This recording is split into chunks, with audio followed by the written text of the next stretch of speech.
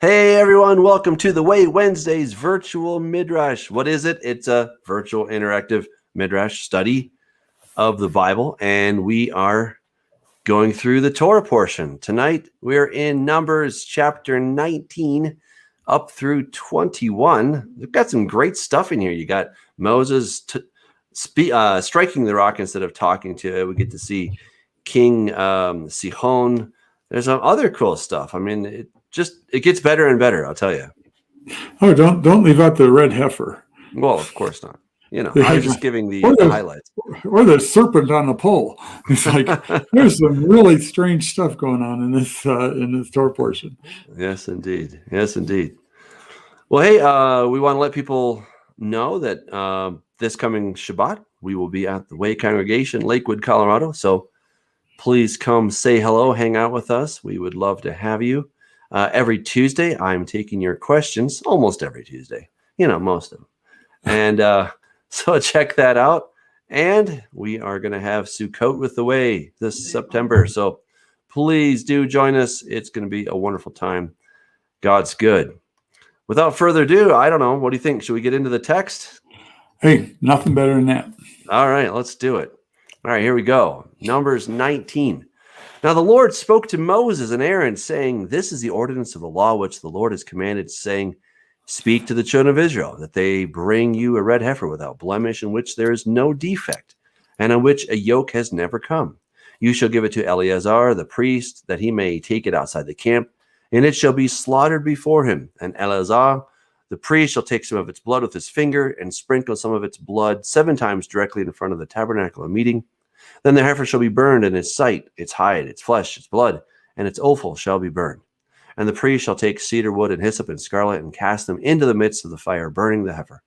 Then the priest shall wash his clothes, he shall bathe in water, and afterward he shall come into the camp. The priest shall be unclean until evening. And the one who burns it shall wash his clothes in water, bathe in water, and shall be unclean until evening. Then a man who is clean shall gather up the ashes of the heifer, and store them outside the camp in a clean place, and they shall be kept for the congregation of the children of Israel, for the water of purification. It is for purifying from sin. And the one who gathers the ashes of the heifer shall wash his clothes and be unclean until evening. It shall be a statute forever to the children of Israel and to the stranger who dwells among them. He who touches the dead body of anyone shall be unclean 7 days. He shall purify himself with the water on the 3rd day, and on the 7th day. Then he will be clean. But if he does not purify himself on the 3rd day and on the 7th day, he will not be clean. Whoever touches the body of anyone who has died and does not purify himself defiles the tabernacle of the Lord. That person shall be cut off from Israel. He shall be unclean, because the water of purification was not sprinkled on him. His uncleanness is still on him.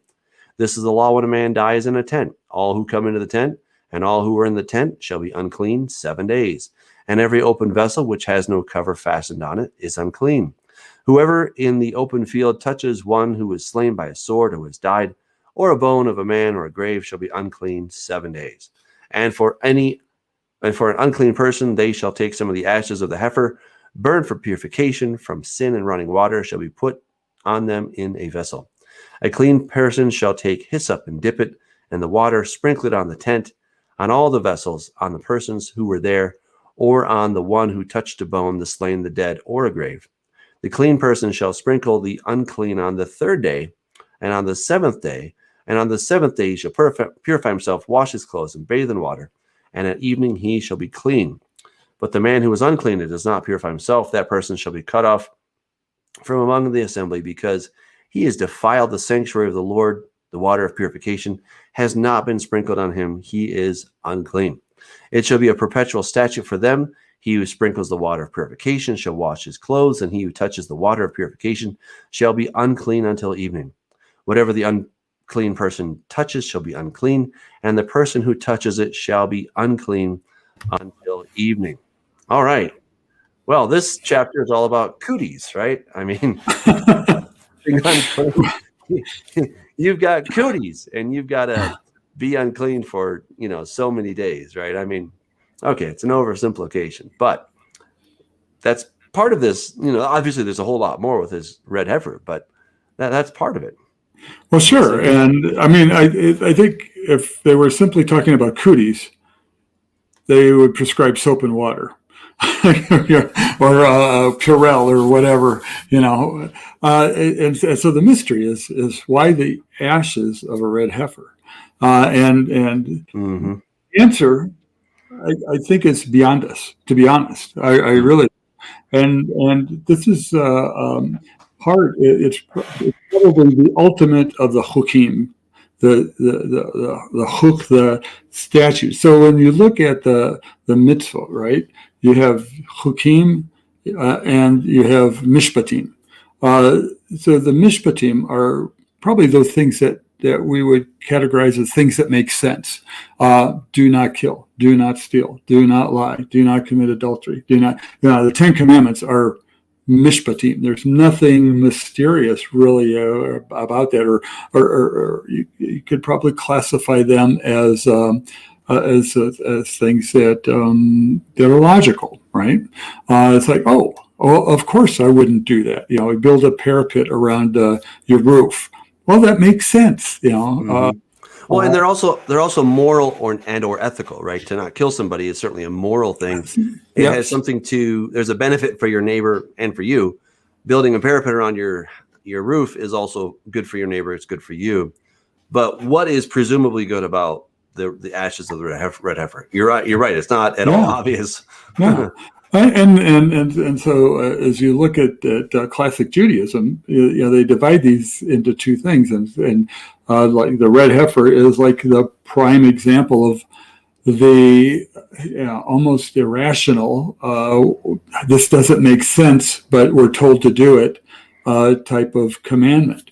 They would even categorize kashrut laws in there, and we say, oh well, we eat kosher because it's better for you, and pigs are this and that, and that argument works really well until you say that a carp, which is a bottom-feeding nasty old fish, is kosher, and so it's not entirely about what's healthy for you, and so there are things that we simply do because we're told to do them, and God, and with the understanding that God knows better than us, that we may not necessarily understand.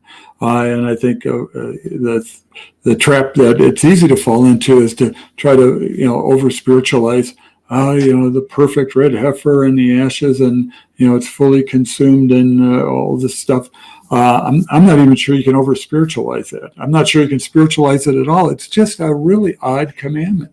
But it's in the Torah. A whole chapter is devoted to what the ashes of the heifer are intended for, and I know that there's still a lot of discussion today about when will there be another red heifer that can be sacrificed so that proper cleansing can be done to reinstate the temple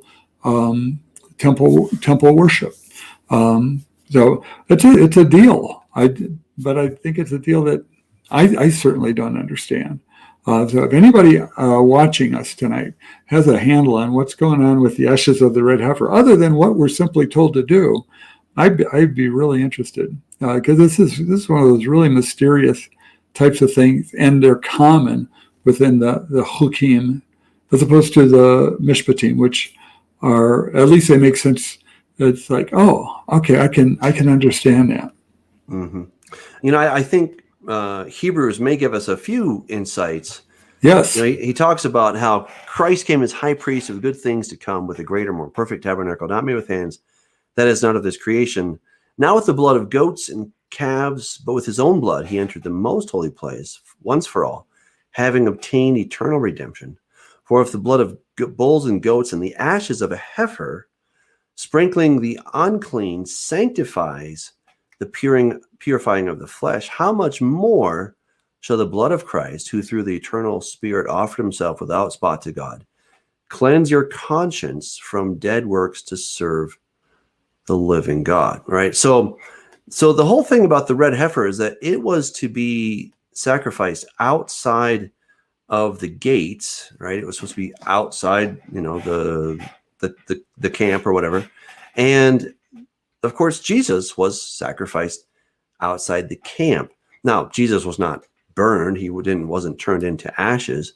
But we know, of course, that he was set in a grave, right? He was put in a grave where presumably his body, like all bodies, would have, had he been there long enough, would have turned to dust. It would have been something akin to ashes. And so there's some sense that Jesus also fulfilled the role of the red heifer. I don't know exactly how that is possible, but that seems to be the implication that I'm getting.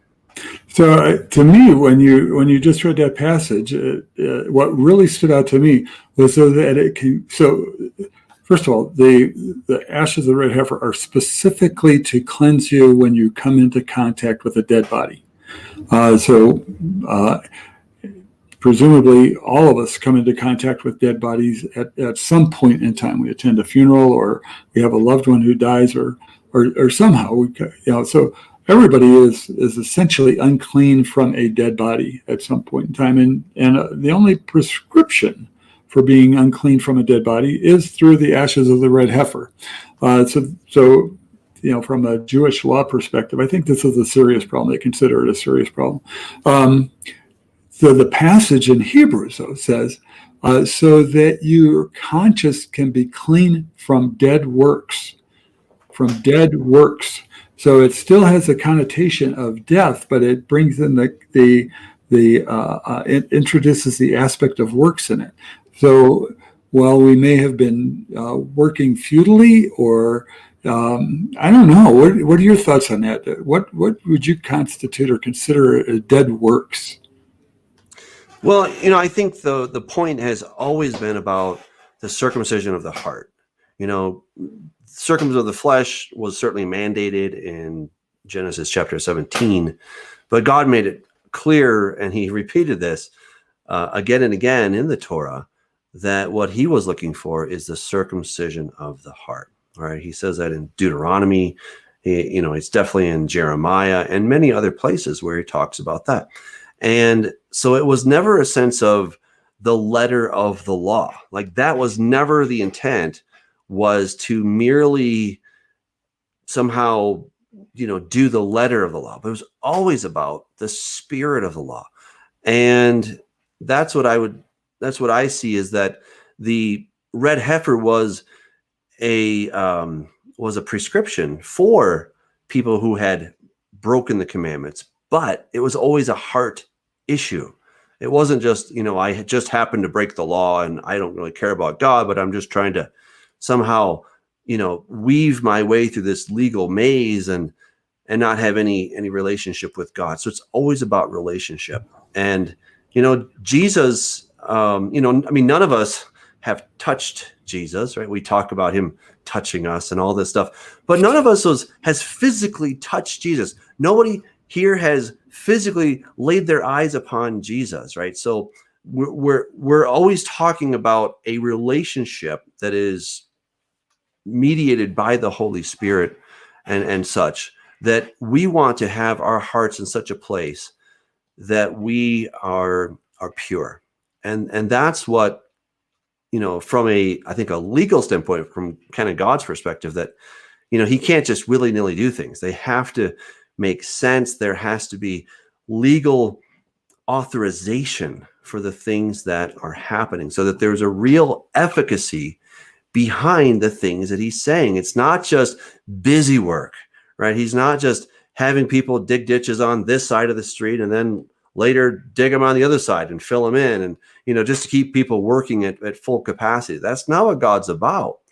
God, when he gave all these different things, he did so because there was a real purpose and real value. And though we may not fully understand all that the red heifer entails, I think the book of Hebrews is at least giving us a few clues as to, what that could be.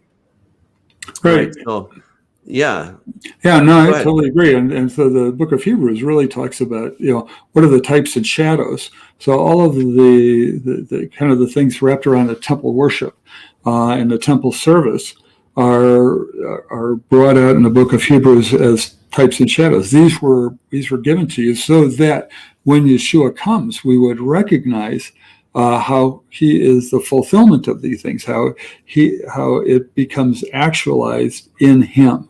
And that passage that you had up on the red heifer is just one of those. It's like, oh yeah, but Paul, what about the red heifer? Oh yeah, that's right. And he cleanses you from your dead works.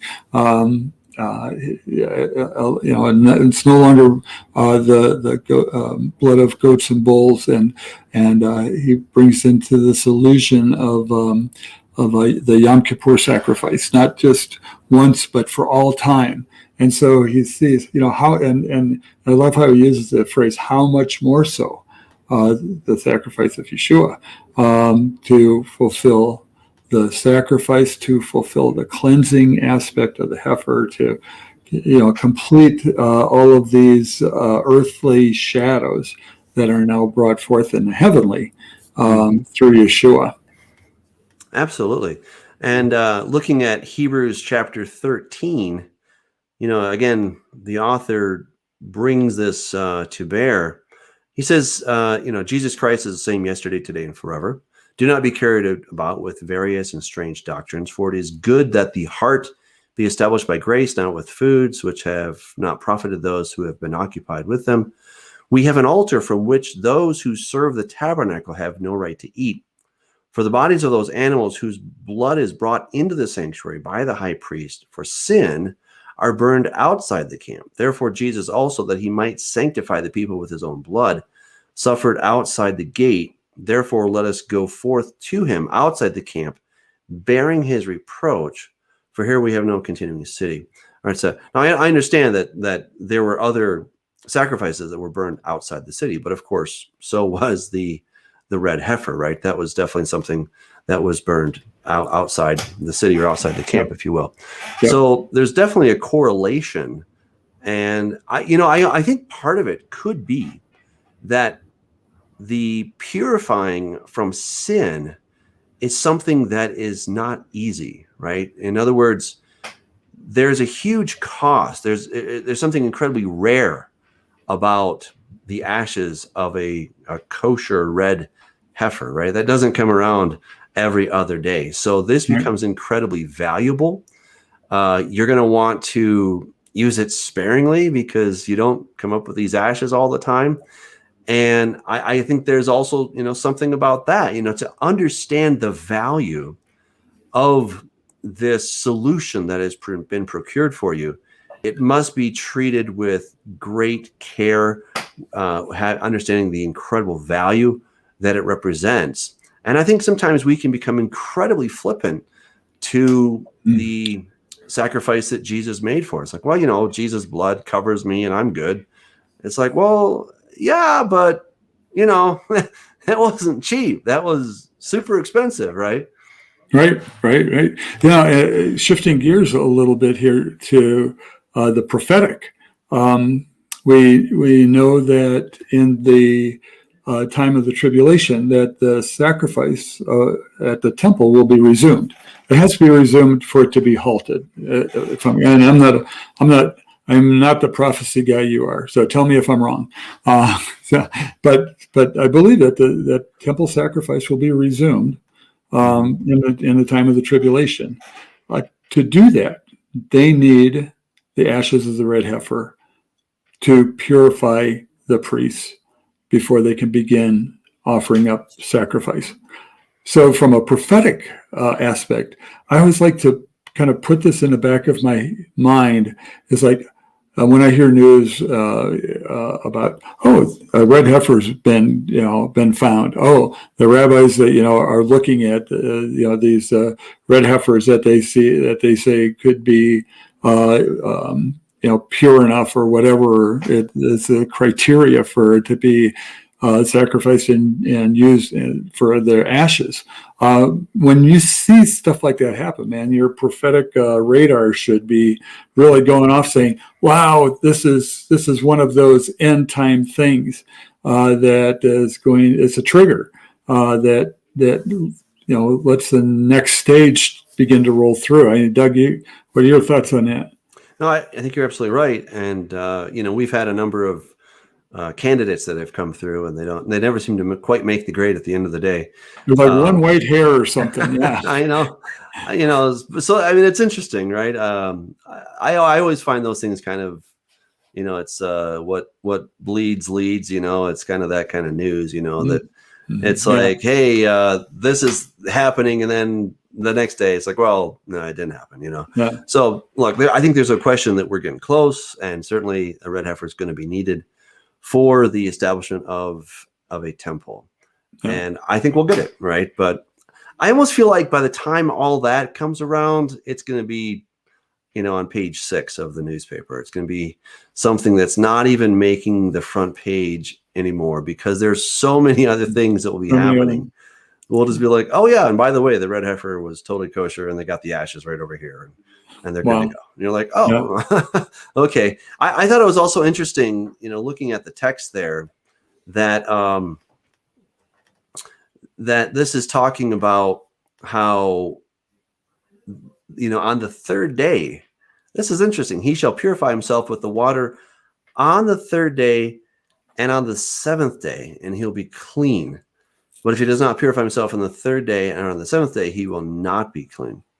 I think there's something regarding the resurrection of Jesus, right? It was on the third day.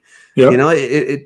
This is a sign. He's like, no other sign will be given to you guys except the sign of Jonah, right? Yeah. Who was in the belly of the fish 3 days and 3 nights, right? And then he came out on that third day. He did not stay in the grave.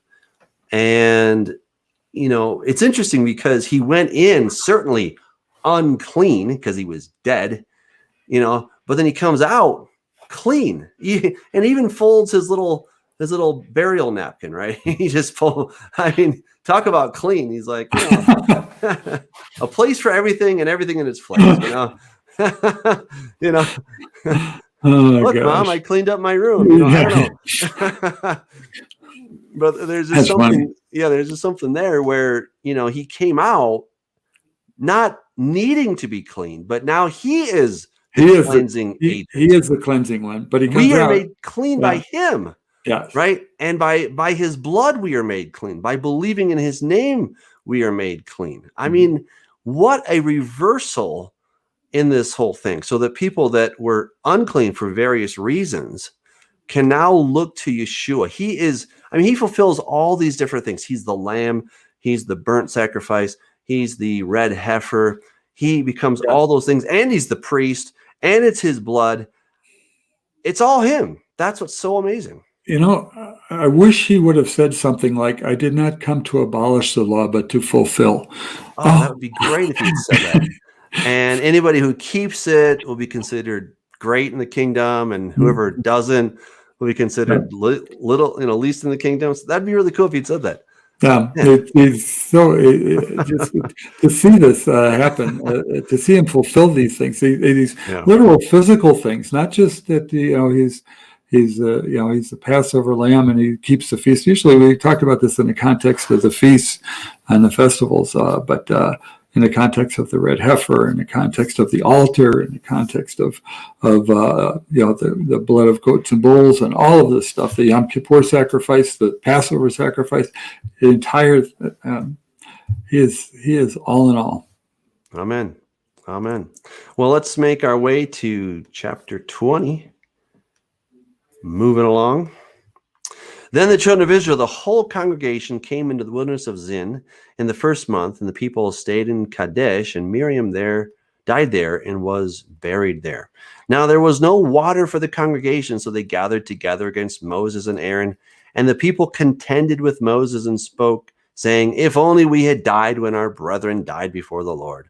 Why have you brought up the assembly of the Lord into this wilderness, that we and our animals should die here? And why have you made us come up out of Egypt to bring us to this evil place? Is it not a place of grain or figs? It is not a place of grain or figs or vines or pomegranates, nor is there any water to drink. So Moses and Aaron went from the presence of the assembly to the door of the tabernacle of meeting, and they fell on their faces, and the glory of the Lord appeared to them. Then the Lord spoke to Moses, saying, Take the rod, you and your brother Aaron, gather the congregation together, speak to the rock, before their eyes, and it will yield its water. Thus you shall bring water for them out of the rock and give drink to the congregation and their animals. So Moses took the rod from before the Lord as he commanded him. And Moses and Aaron gathered the assembly together before the rock, and he said to them, Hear now, you rebels, must we bring water for you out of this rock? Then Moses lifted his hand and struck the rock twice with his rod, and water came out abundantly, and the congregation and their animals drank. Then the Lord spoke to Moses and Aaron, Because you did not believe me, to hallow me in the eyes of the children of Israel, therefore you shall not bring this assembly into the land which I have given them.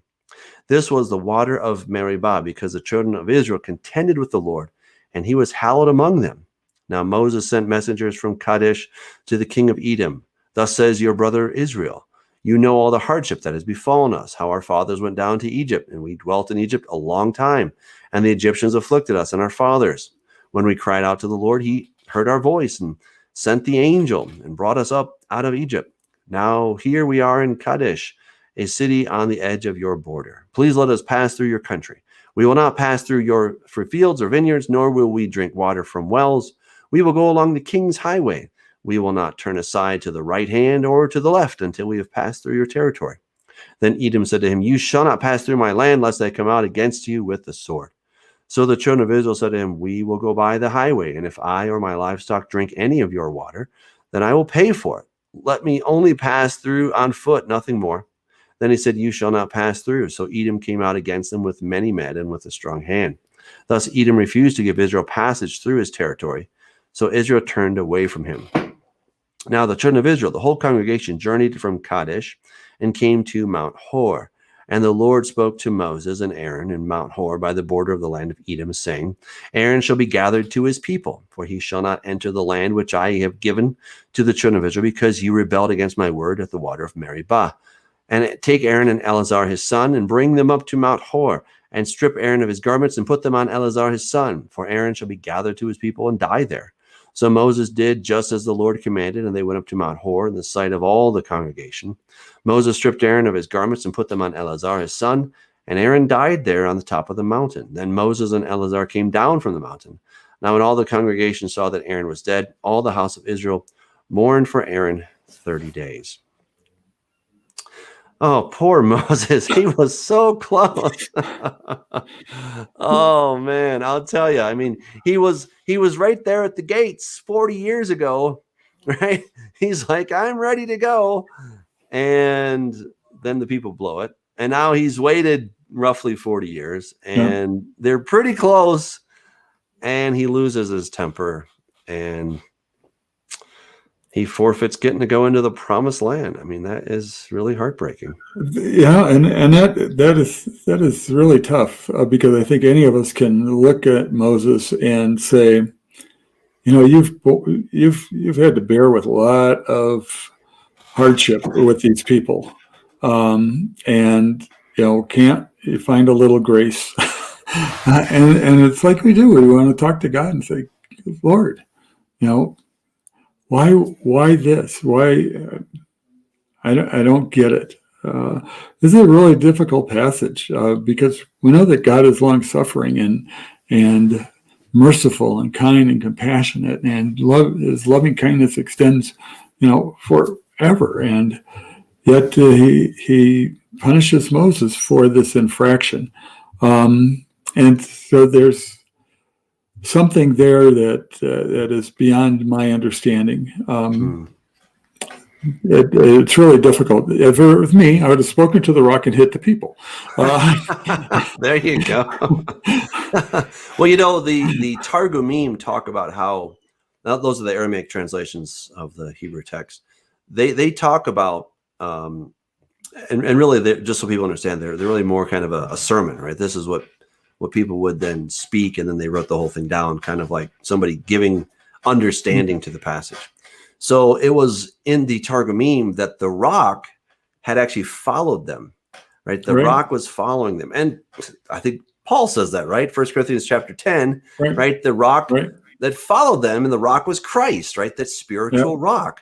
So we have it from the Targumim, we have it from Paul, that this rock was following them. Now that should have been a clue. And notice also that he says, speak to the rock, right? It's not like, go speak any rock you can find, but speak to the rock. And just to remind people, way back in Exodus, when the people are complaining about the same thing of not having water, God says, okay, I want you to come and strike the rock. I'm going to go and stand between you. I'm going to go stand in front of the rock, and then you're to strike it. I mean, what a picture that is. God's like, I'm going to stand in front of the rock, and you are to strike it. He's striking God, right? I mean, what a picture that is. And that is why I think this is such an important lesson, such an important picture that God wanted the people to have, that you strike the rock once, and after that you are to speak to it. And I think it's such a testimony that you have not because you ask not. And I'll tell you, I don't know how many years ago, but I really repented of the complaining I was doing in my prayers, because that's what I've been raised on. I thought you had to complain, you had to keep banging on God's door. Come on, God, why don't you do something already? Until he would finally, okay, fine, and you're kind of whining and complaining and hoping he'll just get sick of you. And then he'll say, okay, great, go for it, But that's not who God is. God says, look, I like giving you good things. I delight in giving you good things, right? You fathers being evil, if you know how to give good gifts to your sons, you're evil, how much more does your Father in heaven give good things to those who ask him? And Jesus said, you have not, or what? James said, you have not because you ask not. Jesus told us to ask, seek, and knock. For he who asks will be given to him. He who seeks will find, and he who knocks, the door will be opened. But he says nothing about he who complains will get what he really wants, right? Because the whole point of complaining is that we're not content. And it's almost like no matter what people will get, they will continue to complain. Because you know what? Yeah, you gave me this thing, but why did it take you so long? Why didn't you do it there in the first place? And so it's a whole mindset of this discontent and griping attitude that the people have had. Now, of course, we're only getting snapshots as we go through these 40 years with them. And, these are definitely the highlights. But still, you'd think that they would say, wait a second, God gave us water out of a rock before. We've got nothing to complain about. Hasn't he provided every single day with manna? Hasn't he provided us with quail? And we complained about that, and he fed us. And he gave us so much that it was coming out of our nostrils, right? There was no shortage with the Lord. There never has been.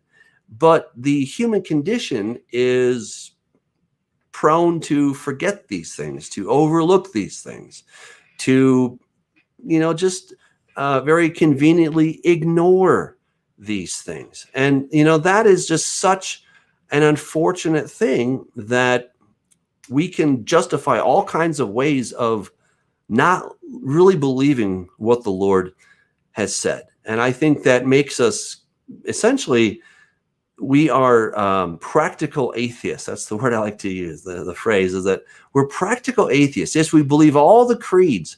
We believe all the things that God said, that, he raised Jesus and he did the flood. And we're like, oh yeah, and Jesus is coming back. We believe all those things. But on a daily basis, where it's, the joy of the Lord is my strength, and I will not fear. What can man do to me, right? If God is for me, who can be against me? All of these things that God has told me that I should believe these and stand on these and trust them and not flinch.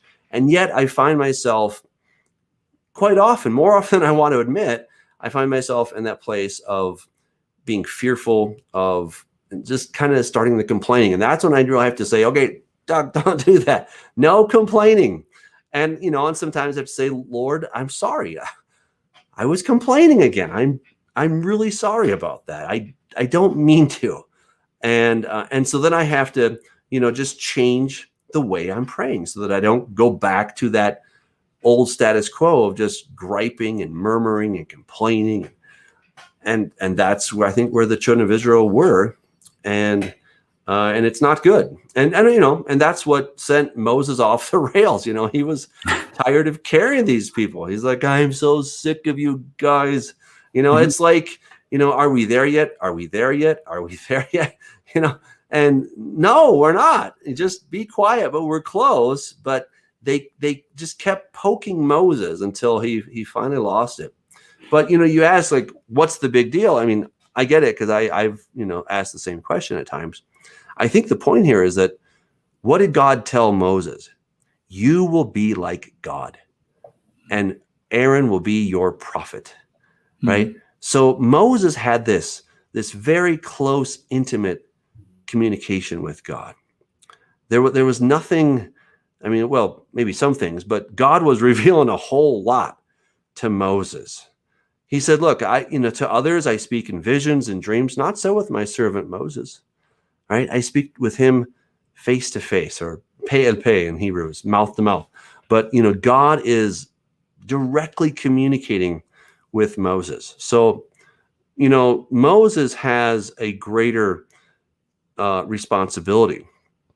It says in James 3, let not many of you become teachers, brethren, for you will receive the stricter condemnation. Ooh, I hate that verse, because I think about that a lot. I'm like, oh, okay, so I'm a teacher. Yay, right? Yeah, but that means I get the stricter condemnation. And we see that with Moses. Yeah, he was the prophet. He was the teacher. He was the one that God had put his hand on and said, you are my representative.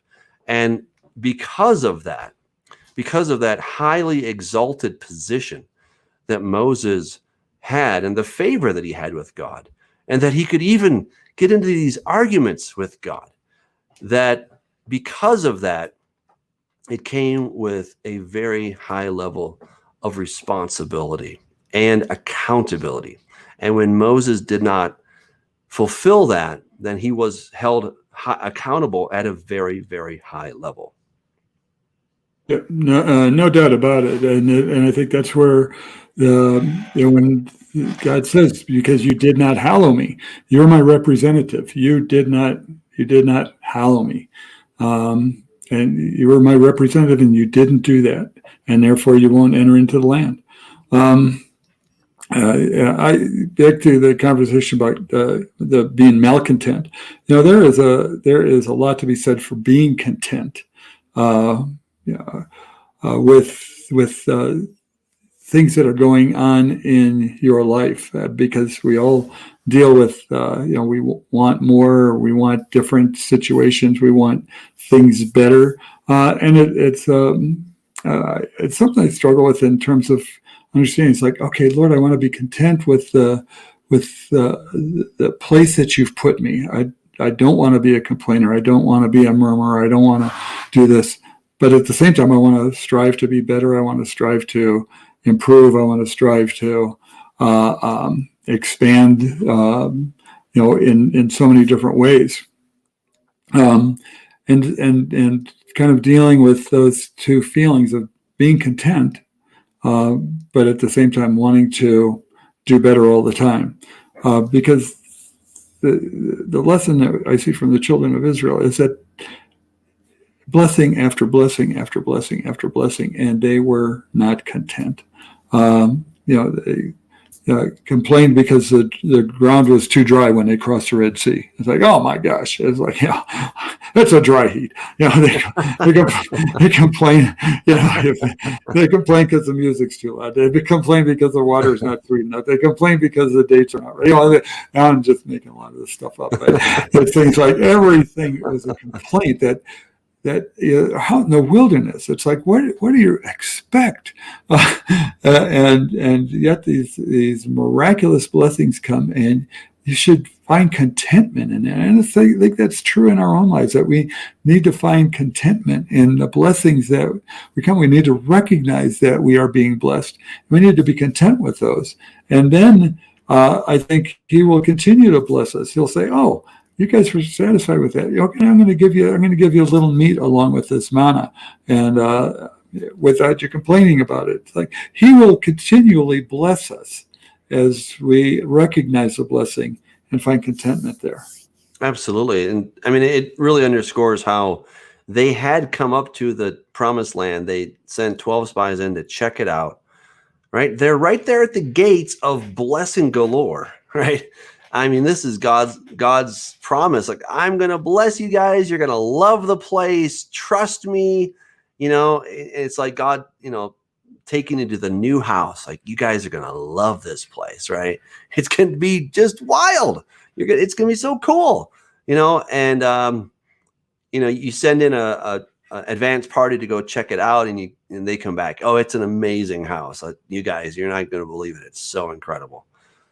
But, there's a couple of things I don't like, and so then this whole thing of complaining, I think it comes down to entitlement, that we think that we're entitled to all these things. But when we have the attitude that we're not entitled, but these are amazing gifts that come to us from the Lord, that we do not deserve, but we are just blessed. I mean, we are incredibly unworthy of these things, and yet by his amazing grace, we get to enjoy these things. It changes your attitude when you start looking at it that way. And it all really is right here, or maybe in your eyes. It's a perspective. It's like how you decide to see the world. I have to say, some of the best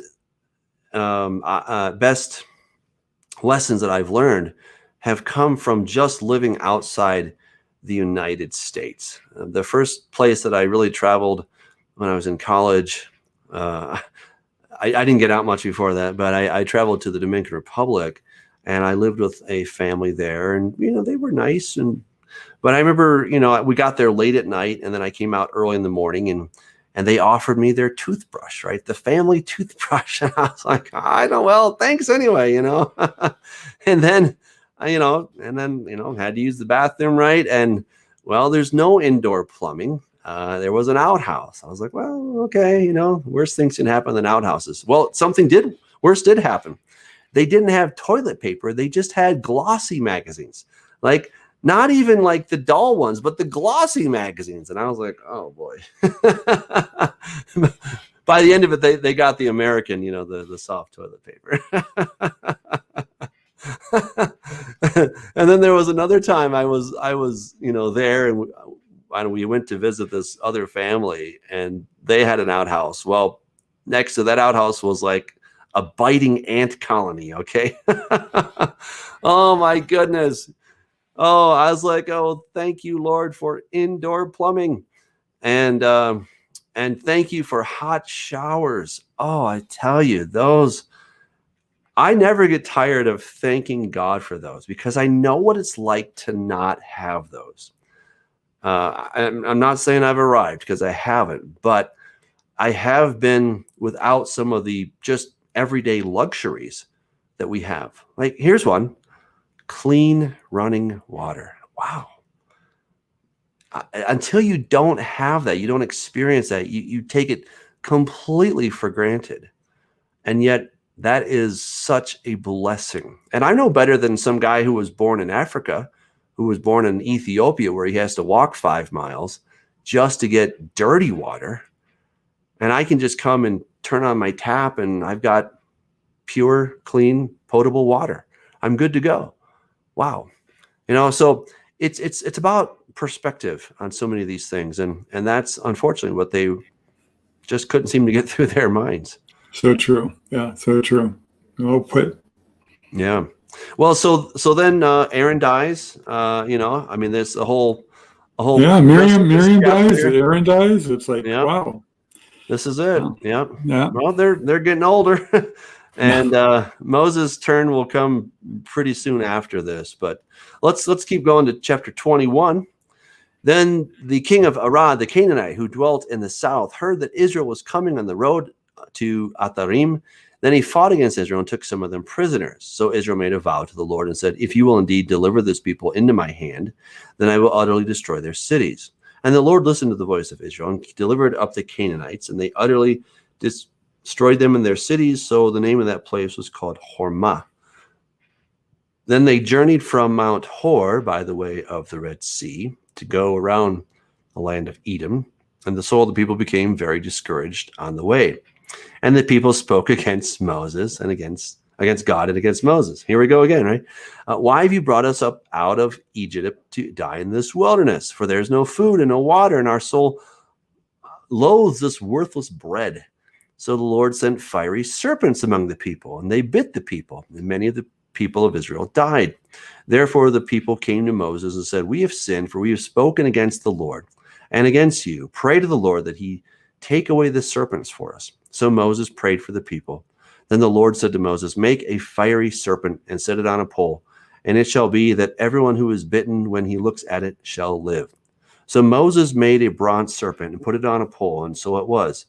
If a serpent had bitten anyone, when he looked at the bronze serpent, he lived. Now the children of Israel moved on and camped in Ovot, and they journeyed from Ovot and camped in Iye Abarim, in the wilderness which is east of Moab toward the sunrise. From there they moved and camped in the valley of Zered. From there they moved and camped on the other side of the Arnon, which is in the wilderness that extends from the border of the Amorites, for the Arnon is the border of Moab, between Moab and the Amorites. Therefore descend in the book of the wars of the Lord, Waheb in Suphah, the brooks of Arnon, and the slope of the brooks that reaches to the dwelling of Ar and lies on the border of Moab. From there they went to Be'er, which is the well where the Lord said to Moses, gather the people together, and I will give them water. Then Israel sang this song, spring up, O well, all of you sing to it. The well the leaders sank, dug by the nation's nobles, by the lawgiver with their staves. And from the wilderness they went to Mattanah, and from Mattanah to Nahaliel, from Nahaliel to Bamot, and from Bamot in the valley that is in the country of Moab to the top of Pisgah, which looks down on the wasteland. So then Israel sent messengers to Sihon, king of the Amorites, saying, let me pass through your land. We will not turn aside into fields or vineyards. We will not drink water from wells. We will go by the king's highway until we've passed through your territory. But Sihon would not allow Israel to pass through his territory. So Sihon gathered all his people together and went out against Israel in the wilderness and came to Yahaz and fought against Israel. Then Israel defeated him with the edge of the sword and took possession of his land from the Arnon to the Jabbok, as far as the people of Ammon, for the border of the people of Ammon was fortified. So Israel took all these cities, and Israel dwelt in all the cities of the Amorites, in Heshbon and all its villages. For Heshbon was the city of Sihon, king of the Amorites, who had fought against the former king of Moab and had taken all his land from his hand as far as the Arnon. Therefore the people who speak in Proverbs say, come to Heshbon, let it be built, let the city of Sihon be repaired. For fire went out from Heshbon, a flame from the city of Sihon. It consumed Ar of Moab, the lords of the heights of the Arnon. Woe to you, Moab! You have perished, O people of Chemosh. He has given his sons as fugitives and his daughters into captivity to Sihon, king of the Amorites. But we have shot at them. Heshbon has perished as far as Dibon. Then we laid waste as far as Nophah, which reaches to Medeba. Thus Israel dwelt in the land of the Amorites. Then Moses sent to spy out Yazer, and they took its villages and drove out the Amorites who were there. And they turned and went up by the way of Bashan. So Og, king of Bashan, went out against them, he and all his people, to battle at Edrei. Then the Lord said to Moses, do not fear him, for I have delivered him into your hand with all his people and his land, and you shall do to him as you did to Sihon, king of the Amorites, who dwelt in Heshbon. So they defeated him, his sons, and all his people, until there was no survivor left, and they took possession of his land. There's a lot of cool stuff in there. Wow, a lot of material, yes. So this whole thing with the serpents and the bronze serpent, again, just a really hard to understand. Yep. Why hold up this bronze serpent? And yet Yeshua brings this out in in the book of John. John chapter 3. Because it should be as Moses lifted up the serpent in the wilderness, that you look up on the Son of Man. Wow. And so we see the fulfillment but it's hard to understand at the time. How does all this work? I know. Yeah. I know. Yeah. In fact, we can almost reverse engineer that, right? Because, as Moses lifted up the serpent in the wilderness, so the Son of Man will be lifted up. And that when people look to him, they will be saved, right? I mean, yes, that is the classic passage. I mean, if people don't know much of the Bible, they often will know John 3:16, or they might know "Do not judge." That's often the favorite verse. But right. So as Moses lifted up the serpent in the wilderness, even so must the Son of Man be lifted up, that whoever believes in him should not perish but have everlasting life. Right. I mean, there's something really astounding about this. And so I think, again, this whole idea of kind of reverse engineering it, we understand that looking to Jesus brings us salvation. Well, clearly that's what happened with the Israelites. When they looked to this bronze serpent, they were healed. But what did the serpent represent, right? Well, it represented death. Yes. And of course, Jesus on the cross represented death, yes. right? Yeah. And there's all kinds of amazing stuff in there, but the world was held in bondage to the king of death, known as Satan. And, Jesus couldn't just come and snap his fingers and say, "I'm taking over here, Satan." It was about authority. And this is one of those things that I think many Christians are quick to dismiss, this idea that God can do whatever he wants because he's God. Well, he's very powerful, right? He's all powerful. But Satan still had the world where he wanted it. And he was called the God of this world, the Lord of this world. How did he get it? He snookered Adam and Eve. And so Jesus had to come back and he didn't have to overpower him, but he had to go through the legal means necessary to reacquire the authority to planet Earth. And so he had to beat Satan at his own game, which of course he did, but it came at a cost. And so he had to become that emblem of death. And it was brought on, and certainly in this case, in Numbers, because the people were not looking to God. They were complaining once again. Instead of just asking, God is so happy to give. They were complaining once again. And when you complain against God, what are you really doing? You're coveting. You're slandering. Ooh, I mean, these are really bad things. And you're saying that God is a loser and he can't do anything and that you can't trust him. And we would rather go back to Egypt and be in bondage to those false gods than to be out here with the God of gods and the King of kings. It's a heinous crime that they're committing, but it's an age-old crime, where Adam and Eve were not satisfied with what God gave them, and so they fell into deception as much as anybody. And so. Yeah. No, I was just going to say it's so true. Yeah, I couldn't agree more. And it is when you reverse engineer that and take a look at when you look upon Yeshua hanging on the cross, you see a man who's dead, and then realize that believing in him and his resurrection, that we have the eternal life. It just brings that complete fulfillment of what was brought out here in this story in the wilderness. I wanted to. I know we just got a couple more minutes left into the battles that they had to fight. So they're really close to entering the land. I mean, this is like the last year that they're spending in the wilderness, if my chronology is correct in the book of Numbers, God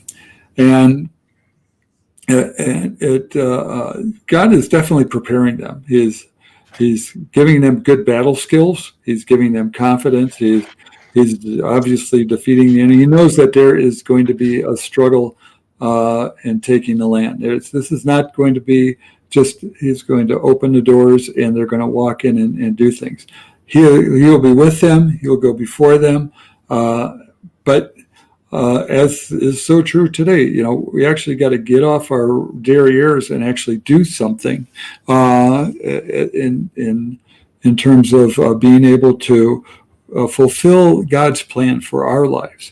And this is what's happening here at this stage of Israel's journey before they go into the wilderness. And it makes me think of what happens in the last days and the things that we will encounter and how we will cope with that as we get ready to kind of enter into this time of the millennium. We're going to come against giants, and Doug, I know you've written a lot about what goes on with Og and Bashan and all these guys. I mean, it's just terrible territory and really mean people and giants and stuff like that. But all the while, they're in boot camp, so to speak, or they're in their final training, they're in their specialist training, they're in, SEAL training or whatever it is to kind of be able to fulfill the mission that God's given to them. And I can't help but think that we may encounter very similar things, and we need to be equipped just as well. It may not be with actual physical swords and things like that. Maybe it will be. I don't know. There's definitely a spiritual battle that is ramping up that we need to be prepared for. That's a great word. They are in physical proximity to the promised land. We may be temporally in proximity to the promised land, but the battle is the same, right? And the obstacles are the same. And actually that whole area there is called the land of Bashan. And I wrote about it in this little book right here, Corrupting the Image, Volume 2. You guys can check that out on my website, douglashamp.com or Amazon. And but I really found it incredibly fascinating to go into more detail and to discover more things about King Og. He's actually called Og, King of the Bashan, which is interesting. And I was able to trace that word Bashan back to Akkadian. It comes from the Akkadian Bashmu, which means snake dragon. And that's just one of the epithets, one of the many titles for Enlil, who is Satan. And guess who that is? That's the god of death, right? And Og actually comes from Sumerian, coming from Ug. Ug is a word meaning death. And I mean, it goes on and on and on. It's even related to the word Gog, as in Gog and Magog. All right. And so we just see this thing. It keeps on giving and giving and giving. The god of the Amorites, his name was Martu. He's got the same symbol as Enlil, who's the god of death. I mean, we keep seeing these same things. And, God said that he would go before the people and he would destroy the giants. He says it in Amos 3:9. He says, "Yet it was I who destroyed the Amorites, whose height was like the cedars and whose roots were like the oaks beneath." Right. So God says that he was the one who destroyed the giants. It wasn't the people's strength. Right. I mean, that's it's kind of like when you build something with your 3-year-old, right? You say, well, we did it together, right? But it was 99.999% daddy, and the little 3-year-old was just there because it was fun, and daddy enjoyed building that thing with the little boy, the little girl, right? That's it. In fact, you probably could have done it faster without them, but that's not the point. You want to do it with your kids. And that's really the thing is God says, I will go before you and I will do this. Don't worry, trust, believe, and have peace, right? And this is the thing is that the people are not believing God because they don't have peace.